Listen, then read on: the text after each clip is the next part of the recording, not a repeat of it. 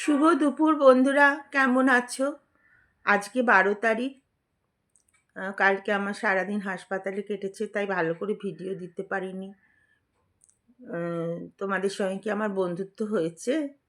তোমাদের কমেন্ট পাচ্ছি না এখনো। হ্যাঁ, একেবারে যে পাচ্ছি না তা নয়, তবে আরেকটু বেশি কমেন্ট পেলে খুশি হব। আমি যথাসম্ভব উত্তর দিতে চেষ্টা করব। উম, আর তোমরা আমার অনেক ভালোবাসা নিও, অনেক অনেক ভালোবাসা নিও। আমাকে একটু আপন করে নিও। দেখো, আমি মানুষটা কিন্তু খারাপ নই। নিজেকে সবাই ভালো বলে, তাই না? ঠিক আছে, এটা আমাদের অভ্যেস। আর কী বা করা যাবে। আসলে আমার বেলা হয়ে যায়, আমি একটু দেরিতে ঘুম থেকে উঠি, অনেক ঘুমের ওষুধ খাই তো। যাই হোক, আজকে দুটো ছোট অনুগল্প পড়ে শোনাচ্ছি তোমাদের। এখন শ্রাবণ মাস। শ্রাবণ মাসে মনটা খুব এলোমেলো থাকে। কেমন যেন মন কেমনের গধূলি বেলা। আকাশের মুখ ভার, ঝিরঝিরে বৃষ্টিতে এক পুরনো বাড়ির বারান্দার তলায় অর্ক আর তিতির। অর্ক বলল, এ অযোধ্যার বৃষ্টি। আর তিতির বলল, আর রবীন্দ্রসঙ্গীত। অর্ক বলল, তোর খালি রবীন্দ্রসঙ্গীত কেন? মান্নাদের গান, রিমঝিম ঝিম বৃষ্টি। তারপর তিতিরের কাঁধে হাত রেখে বলল, আমারও সারাদিন কিভাবে কেটে যায় শুধু তুমি তুমি তুমি তুমি করে। তিতির বলল, শুধু তুমি তুমি করলেই তো হবে না অর্ক, আমাদের তো স্টেবল হতে হবে। তুই কি ইকোনমিক স্টেবলের কথা বলছিস? হ্যাঁ, একদম তাই। পয়সা ছাড়া কি একবেলা চলবে আমাদের? মাথার উপর ছাদ আর পেটের ভাত না থাকলে প্রেম দুদিনের মধ্যেই জানলা দিয়ে উড়ে পালাবে। অর্ক গালে হাত বুলোতে বুলোতে বলল, শুধু মাথার উপর ছাদ না, ভালো একটা আধুনিক ফ্ল্যাট চাই তো। তাই তো, শুধু মাথার ওপর ছাদ নয়, ভালো একটা আধুনিক ফ্ল্যাট চাই তোর, তাই তো? আমাদের পুরনো আমলের মাঝখানে উঠোন, দুদিকে উঁচু দালানওয়ালা বাড়ি তোর না পছন্দ, তাই তো? না, আমি ঠিক তা বলিনি। আমি বলতে চাইছি যে তুই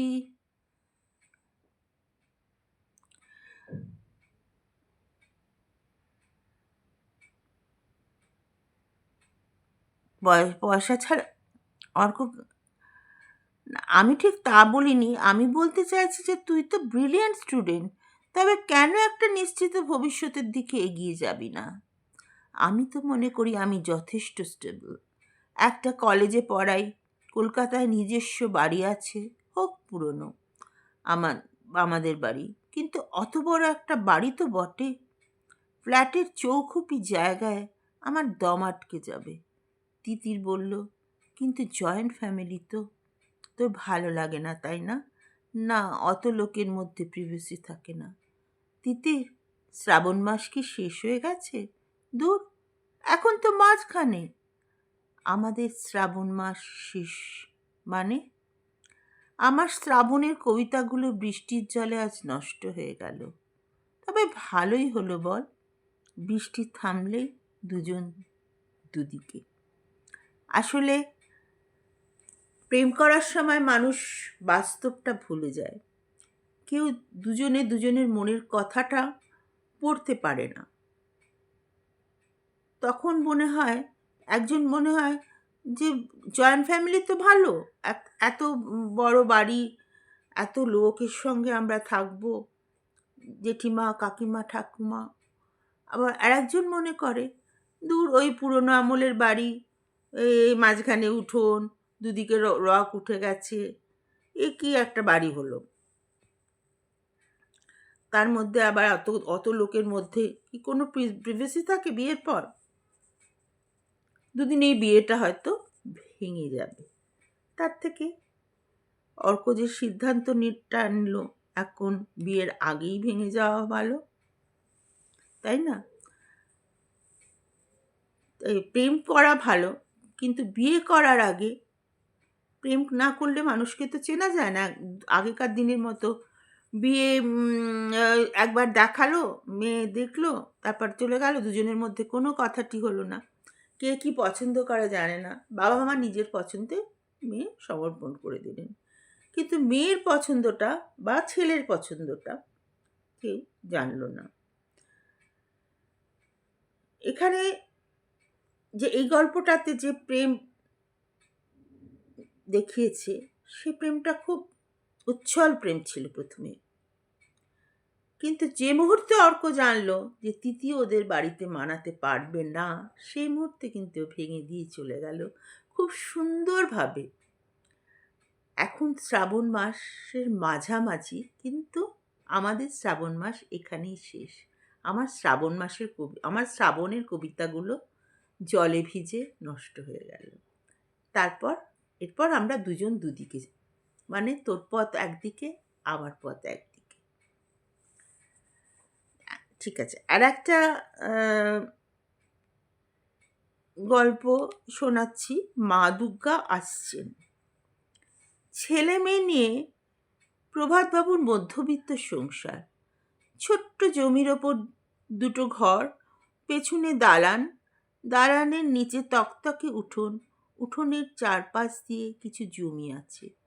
সেই জমির ধার দিয়ে প্রায় সব রকম সবজির গাছ লাগিয়েছেন। ওরা খেয়েও উদ্বৃত্ত থাকে। পেছনে পুকুর কাটিয়ে মাছের চাষ করেন। কাজের মেয়ে পারুলের ছেলে বিক্রি করে আসে, মাসে 20টা টাকা দেন। প্রভাতবাবু বেসরকারি একটা অফিসে চাকরি করতেন। হঠাৎ তার চাকরিটা চলে গেল। নেমে এলো দারিদ্র্যের এক ছবি। সামান্য কিছু টাকা দেওয়া হয়েছিল অফিস থেকে।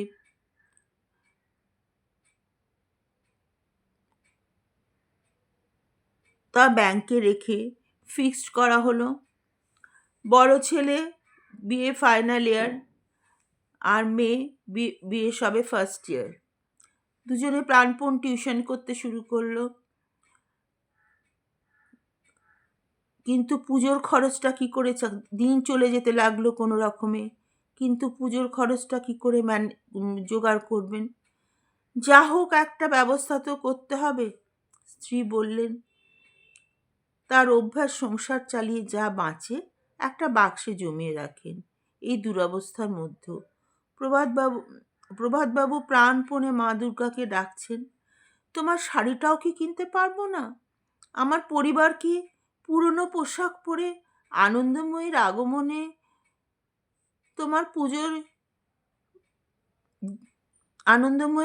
আমার পরিবার কি পুরনো পোশাক পরে কাটাবে আনন্দময়ীর আগমনে? তোমার পুজোর ডালাই বা কি করে সাজাবো? 4টে ছেলে মেয়ে নিয়ে বাবু আর টুকু দুই ভাই বোনে টিউশন শুরু করলো।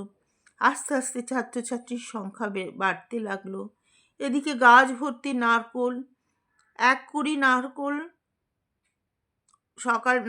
কমলা বাজারে বিক্রি করতে পাঠালেন। ইদানিং প্রভাতবাবুও যান, বিক্রিটা ভালো হয়। পাড়ায় প্যান্ডেল বাঁধা হয়ে গেল। আজ পঞ্চমী, কমলা বেরিয়ে পড়ল। প্রভাতবাবু তখনও চিন্তিত, কি করে কি হবে। বাবুটুকু তাগাদা দিচ্ছে ছাত্রদের মাইনেটা দেওয়ার জন্য। রিকশা থেকে নামলেন কমলা, দুহাতে ভর্তি ব্যাগে জামা কাপড় উকি মারছে। ছেলে মেয়ে প্রভাতবাবু ছুটে এলেন। প্রথমেই প্রশ্ন, টাকা? মা দুর্গা দিয়েছেন। তুমি এত ডাকছিলে মানে? মনে পড়ল আমার বাক্সটার কথা। 3000 টাকা, তাই দিয়েই কাজ সারলাম। 3000 টাকা জমিয়ে রেখেছিলাম, তাই দিয়েই কাজ সারলাম। এবার গাছের নারকোল দিয়ে নাড়ু বানিয়ে মা দুর্গার ডালা সাজাবো। মায়ের শাড়িটা প্রথমে, আর ভালো কিনেছি, তারপর বাকিদের। সবাই একসাথে বলে উঠল, জয় মা দুর্গার জয়। তোদের মা যথার্থই কমলা। লজ্জা পেয়ে কমলা বললেন, যা। এটাও একটা সুন্দর সাংসারিক ছবি, ছোটর মধ্যে। গল্প। আমি একটু ছোট, ছোট বাঁচছি যেহেতু মোবাইলটা একটু আমার গোলমাল করছে। আ যে হঠাৎ করে যে চাকরি চলে যায় অনেকের, এখন যাচ্ছেও। প্রাইভেট কোম্পানি, গভর্নমেন্টের চাকরি, যার জন্য লোকে এখন সিকিউর গভর্নমেন্টের চাকরি চাইছে। কিন্তু অনেক বড়, বড় ছেলেমেয়ে ইঞ্জিনিয়ারিং পড়েও ডা হঠাৎ করে মাঝপথে চাকরি চলে যাচ্ছে। সেসব সংসারে খুব দুরবস্থা। আ সেই রকমই একটা সংসারের ছবি নিয়ে এই গল্পটা। তার মধ্যে তো কল্পনার রং মিশেই থাকে। বাস্তবের সাথে তো কল্পনা না মেশালে গল্পটা শুধু বাস্তব হলে তো হয় না। তো একটু বাস্তবতাও থাকতে হয়। এরকম অনেক সংসারই আছে।